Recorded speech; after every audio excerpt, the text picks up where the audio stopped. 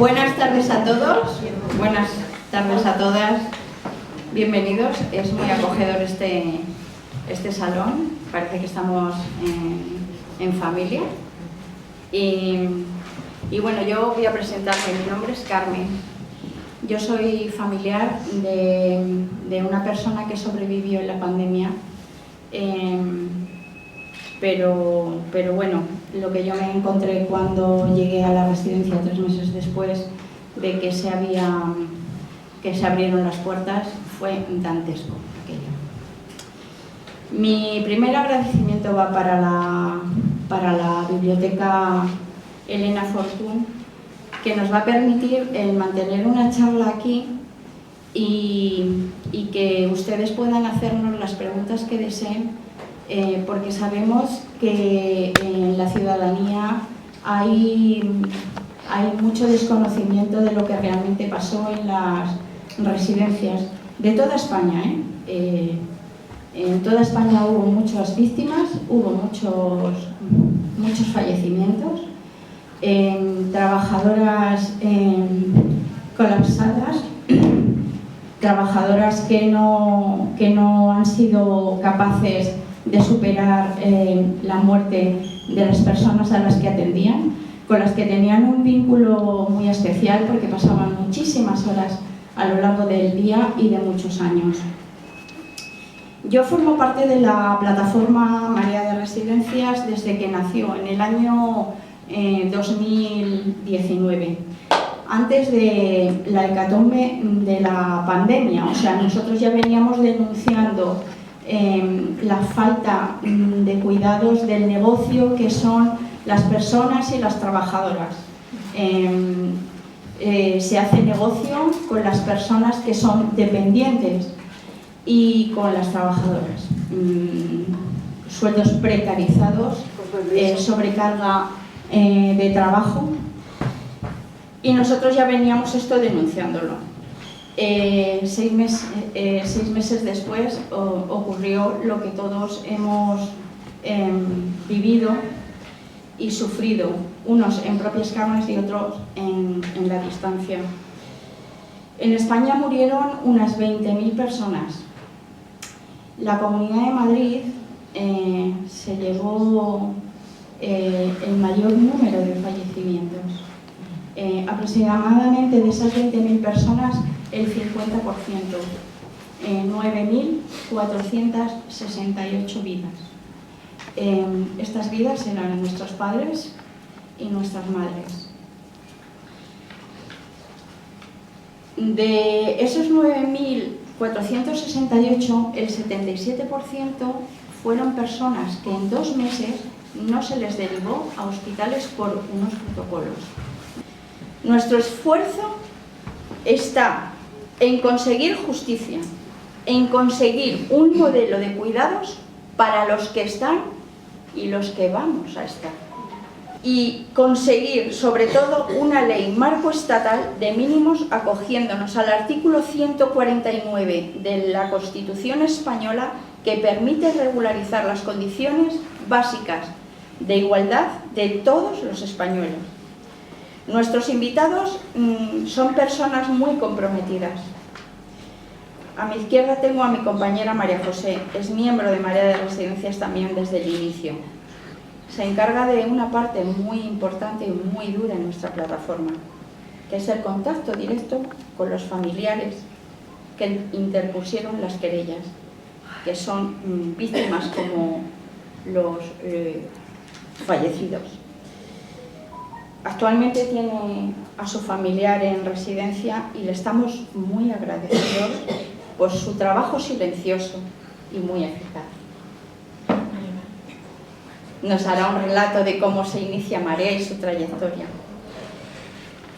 Luego nos hablará una compañera trabajadora de una residencia en Vizcaya, la residencia Sanitas.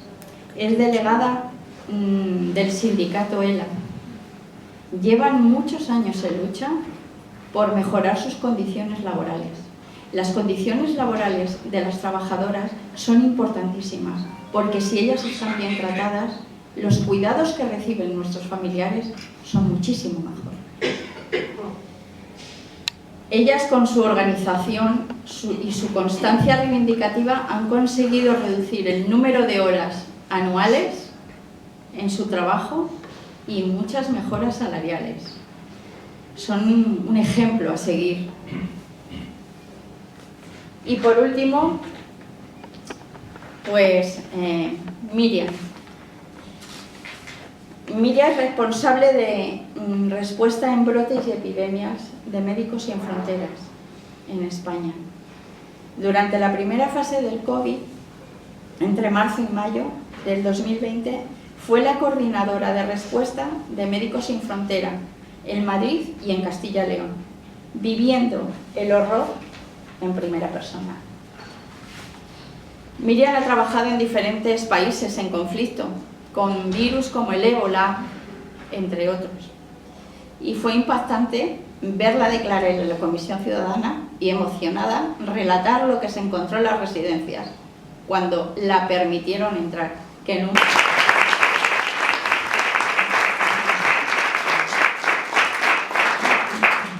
Buenas tardes a todos. Bueno, en primer lugar, daros las gracias por asistir esta tarde a esta reunión que hemos preparado aquí en la biblioteca. Yo soy María José, como ya os ha dicho mi compañera. Y bueno, yo me había preparado un poco, contaros un poco la historia de Marea de Residencias, por qué surgió Marea de Residencias y cómo, y qué es lo que qué estamos haciendo en el presente y hacia dónde vamos, qué va a pasar en el futuro. Entonces, bueno, voy a intentar ser breve para que podáis hacer preguntas y así resolvemos si tenéis dudas. Os puedo contar, aunque ya os lo ha contado bastante bien Carmen, que Marea de Residencias, al contrario de lo que mucha gente piensa, no nació con la pandemia. Marea de Residencias ya existía antes. Exactamente en el verano del 2019, pues ocurría que en distintas residencias había descontento entre familiares, residentes, trabajadores. Entonces hubo una persona que en aquel entonces era diputado de la Asamblea de Madrid, Raúl Camargo, que estaba motivado por ver la problemática de las residencias. Entonces hizo visitas, habló con trabajadores, con residentes, con familiares y vio que en todas las residencias ocurría más o menos lo mismo. Entonces él intentó poner en contacto a personas de las distintas residencias y así se hizo. Entonces hicieron varias reuniones y surgió que vamos a luchar todos juntos porque todos nos mueve lo mismo y nos llamamos Marea de Residencias. A partir de ahí empezamos a movernos y uno de los primeros actos que hicimos, esto había sido en agosto-septiembre, pues ya en noviembre de ese mismo año hicimos la primera manifestación. Fue una manifestación aquí en Madrid, pero acudieron personas de otros territorios, es decir, el problema de las residencias no se ceñía a Madrid, era un problema de todo el territorio nacional. Y ahí tuvimos gente que vino a apoyar del País Vasco, de Galicia, no sé si era como el territorio más. Y bueno, fue una manifestación bastante numerosa para no tener apenas andadura nuestro movimiento y bueno, pues nos motivó para seguir adelante. Una vez que habíamos empezado con todo esto, llegó el famoso COVID, que nos dejó sin ojos, sin oídos y sin nada. Es decir, los familiares no podían entrar en las residencias, no podíamos hablar casi con los familiares, salvo los que tenían teléfono dentro, porque sabéis bien que la comunicación fue muy precaria. A algunas personas las llamaban diciéndole que su familiar está bien, a otros les hacían videoconferencias, pero muy escasas, porque estaban realmente, se había ido todo, o sea, no tenían recursos. Entonces, bueno, Marea lo que intentó, con todo este oscurantismo que había, porque no había forma de llegar a nada, intentó recopilar datos de qué era lo que pasaba en esas residencias. Entonces, bueno, intentamos hacer recopilación de datos y empezamos a ver que que había un problema, y era que no solamente estaban enfermando los residentes, también estaban enfermando las trabajadoras. Y digo trabajadoras porque es un sector en el que normalmente es la mujer la que trabaja. Hay muy pocos hombres dedicados a este sector. Bueno, pues cuando vimos toda esta historia que se estaba dando de fallecidos, de enfermos y todo esto, nos echamos las manos a la cabeza y nos pusieron en contacto con unos abogados que dijeron, pues para adelante, si los familiares quieren, hacemos querellas. Entonces empezamos con las querellas, que se empezaron, como bien ha dicho Carmen, en junio del 2020. Y nos desbordamos porque nos llegaron así de golpe 400 querellantes. 400 querellantes a los que había que pedirles documentación. Bueno, fue un proceso largo, pero que nos dividimos el trabajo entre varias compañeras y conseguimos recopilar todo, mandarlo a los abogados e iniciar las querellas. En el futuro, ¿qué vamos a hacer en el futuro? Pues vamos a seguir peleando. Marea de Residencias tenía dos lemas cuando nació, y son los dos lemas con los que seguimos adelante. Una ley de mínimos para todo el territorio nacional. Y lo que queríamos, lo que nosotros pretendemos, es que las residencias sean todas 100% públicas y de calidad. Y bueno, yo lo dejo aquí para que mis compañeras sigan y luego hacéis las preguntas que queráis, ¿vale?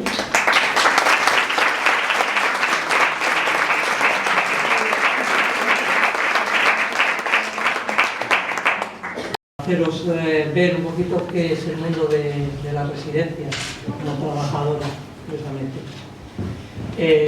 Nosotros como trabajadores ya desde antes de la pandemia ya dijimos, por activa y por pasiva, ya se decía que se vivía una situación muy complicada en los centros.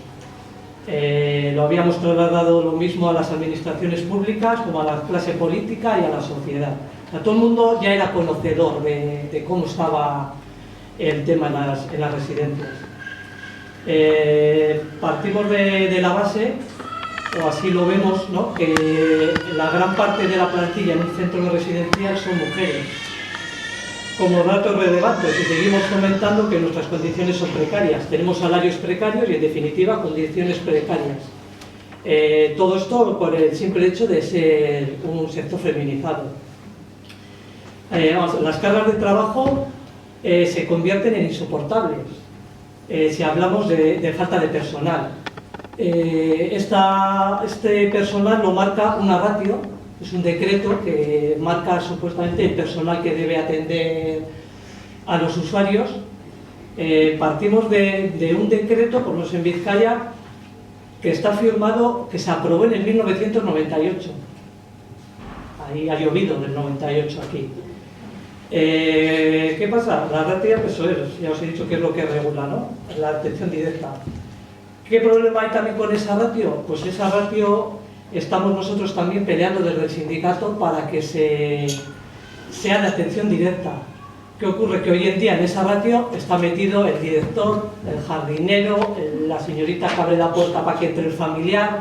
Entonces, claro, siempre estamos por encima de ratio. Cuando decimos que no hay personal suficiente para atendernos, dicen que estamos por encima del ratio. Claro que estamos por encima del ratio, pero el señor director no sale de su despacho, la señorita que abre la puerta tampoco tiene que atender a un usuario en la planta para acompañarle al baño y demás. Cuanto más, encima, si ya es poco, el tema de que esté metido todos estos equipos, es una ratio anual. ¿Qué pasa? Que en esa ratio anual, dependiendo, nos podemos ver que de lunes a viernes estamos muy por encima de la ratio, supuestamente, porque trabajamos todos los equipos, pues hay técnicos, está el director, está el jardinero, está el de mantenimiento. ¿Qué ocurre? Que luego llega el fin de semana, no hay mantenimiento, no hay director, no hay no sé qué, entonces todavía más baja el personal. La situación de los residentes que entraban en un centro residencial en el 98 no es la misma, vamos, ni por el forro, de cómo llegan hoy en día. Entre el 80 y el 90% de todos los residentes que llegan hoy en día llegan ya con un grado 2, grado 3. O sea, grado 3 es ya grandes dependientes. Se hizo un estudio que se llamaba Cuídame al menos 2 horas. Se hizo un estudio en todos los centros residenciales y de aquel estudio salió que de las 24 horas que tiene el día, solo son atendidos 1 hora diaria. Y en esa hora metemos el ir a despertarles, los aseos o duchas que tengan, llevarles al comedor, darles de desayunar, hacer sus cambios de humedad, darles de comer al mediodía, echarles la siesta, levantarles de la siesta, llevarles al salón, darles de merendar, darles de cenar, volver a acostar. O sea, 1 hora. 1 hora. Me parece que es algo, pues, nada menos o poco menos que vergonzoso que durante de 24 horas, pagando como se está pagando 3.000 euros en muchos de los centros, solo se nos atienda 1 hora. ¿Verdad? Porque ese dinero se queda en las arcas de las empresas que gestionan la privada. Ese dinero, lo que hemos dicho antes, debería de estar, se tenían que asegurar mucho las reputaciones, de que ese dinero debería de estar destinado a contratar más personal para que los cuidados sean más personalizados, mejorar el día a día de los residentes, mejor comida, más actividades de entretenimiento, más fisioterapia continuada, etcétera, etcétera, etcétera. Que seamos bien cuidados y agarrar a los machos, que acabaremos todos en la residencia.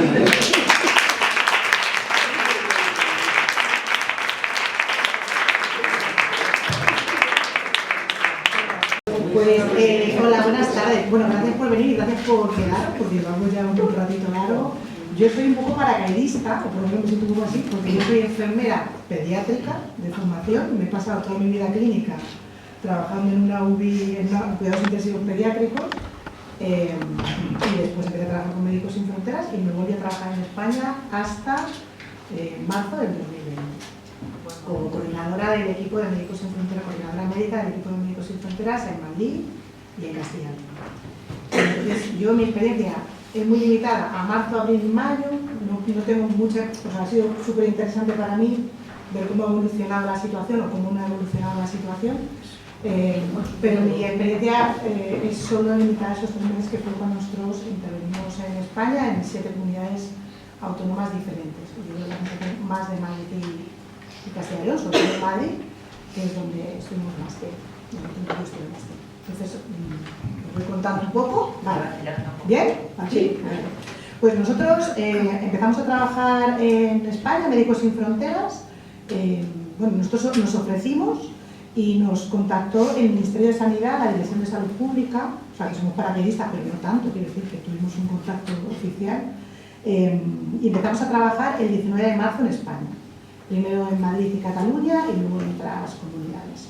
En Madrid nosotros empezamos a trabajar en hospitales, teníamos como 3 pilares de intervención. Uno era extensiones hospitalarias para desahogar las urgencias y las hospitalizaciones, lo hicimos en Leganés y en Alcalá de Henares.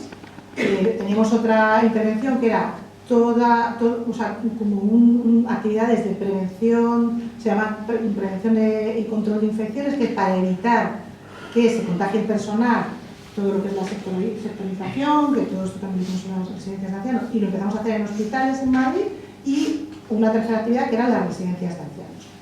Entonces nosotros en España estuvimos en 200 residencias en Cataluña, 114 en Castilla y León, 79 en la Comunidad de Madrid, 17 en Andalucía y 10 en Castilla-La Mancha. En Castilla-La Mancha una cosa muy ligera de formación a los bomberos, porque en Castilla-La Mancha no conseguimos que el gobierno de Castilla-La Mancha nos dejara trabajar.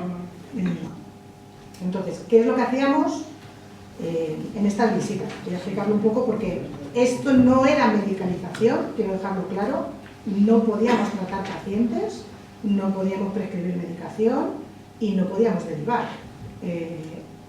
No tenían nada que ver con medicalizar una residencia y tener personal médico de enfermería o personal asistencial que pueda poner una guía o que tenga recursos para prescribir medicación, por ejemplo.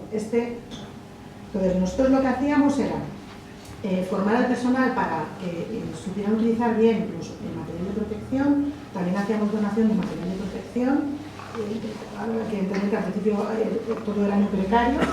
Entonces, cómo se podía desinfectar las partes del material de protección de igual que se podían desinfectar para reusarlas, que no hay que reusarlas, pero en ese momento no había ninguna otra opción. Y cómo proteger al personal y cómo proteger a los residentes, porque también el personal está saturado, les llegaban 50 protocolos a la semana diferentes. Entonces, nosotros hicimos un informe sobre esto, Amnistía ha hecho otro informe súper interesante, y yo creo que si os interesa lo podéis leer, está online, está todo publicado. Y nosotros terminábamos diciendo una cosa dentro de las recomendaciones, que es la asistencia sanitaria a las personas mayores y la protección de quienes las cuidan no son una opción, son una obligación médica, ética, social y normativa, tanto a nivel local, autonómico, regional como a nivel estatal. No es una opción, debería ser la norma.